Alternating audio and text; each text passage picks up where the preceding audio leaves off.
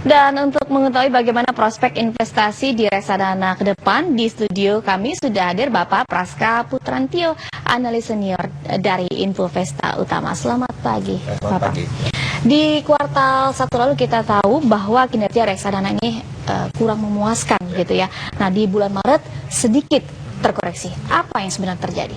Ya, kalau saya review sebenarnya kinerja reksadana ya di sepanjang Q1 itu memang bisa dibilang tertinggal dibanding indeksnya. Nah, jadi sama-sama mencetak kinerja positif, hanya saja di bawah dari indeks acuan masing-masing. Contohnya reksadana saham hanya mencetak return sekitar 2%, sementara indeks harga saham gabungan itu mampu mencapai 5%. Nah, tertinggal itu disebabkan karena beberapa faktor yang mendasari, diantaranya koreksi yang melanda kinerja reksadana saham dan campuran dan juga fixed income ya di bulan Maret dan April, sehingga ya kita bisa mengatakan bahwa pelemahan itu berkontribusi pada kinerja Q1 yang sedikit tertekan gitu. Nah, kalau kita melihat dalam kondisi pasar keuangan yang sedang tertekan saat ini, bagaimana prospek investasi reksadana ke depannya? Apakah masih menarik? Menurut saya untuk jangka panjang ya, kita bicara jangka panjang sebenarnya reksadana ini cukup menarik. Kenapa? Karena disesuaikan dengan yang pertama kebutuhan dari masing-masing investor, yang kedua nanti dia disesuaikan dengan tipe investor. Jadi kalau investor yang katakan dia tipe toleransi pada risiko yang tinggi dan juga menginginkan untuk kebutuhan jangka panjang, tentu reksadana saham masih berpeluang cukup menarik ya untuk jangka panjang. Jadi saya rasa sih sebenarnya tergantung pada prospek dan tujuan investasi dari masing-masing investor. Baik.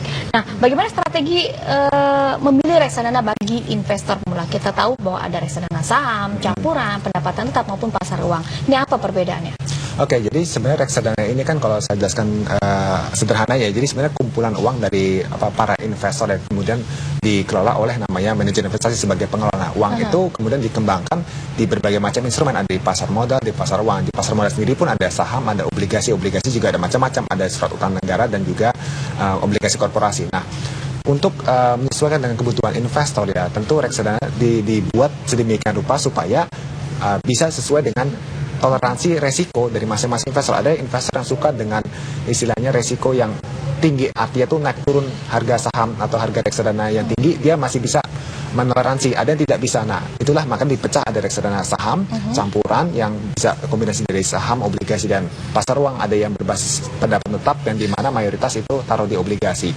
Nah, dilihat juga dari tingkat resiko ya. Betul, dari tingkat resiko investor. Nah, menurut saya kalau misalnya memilih reksadana yang menarik ya, itu pertama disesuaikan dulu dengan namanya profil resiko dia. Dia tuh cocoknya jenis yang mana? Toleransi resiko yang tinggi atau yang rendah atau mungkin yang tengah-tengah seperti itu. Kalau kita pengen yang rendah, kita pilihnya contohnya misalnya pasar uang atau mungkin pendapatan tetap. Kalau kita berani yang resiko yang tinggi, naik turunnya besar gitu kan, tapi potensi imbal hasilnya juga tinggi dalam jangka panjang, kita mungkin memberanikan memilih yang reksadana saham. Seperti itu. Dan tergantung juga kebutuhan dari para investor itu masing-masing gitu ya. Misalkan ingin membeli rumah atau pensiun itu lebih baik memilih untuk reksadana saham. Itu biasanya kan orientasi ke jangka panjang, let's say katakan kisar 5-10 tahun ke depan. 5-10 tahun ke depan itu lebih baik memilih reksadana saham. Oke, bagaimana prospek reksadana saham ini ke depannya ya? Karena kalau kita lihat mengapa reksadana saham ini tidak selalu sinkron dengan perkembangan dari pergerakan ISG itu sendiri.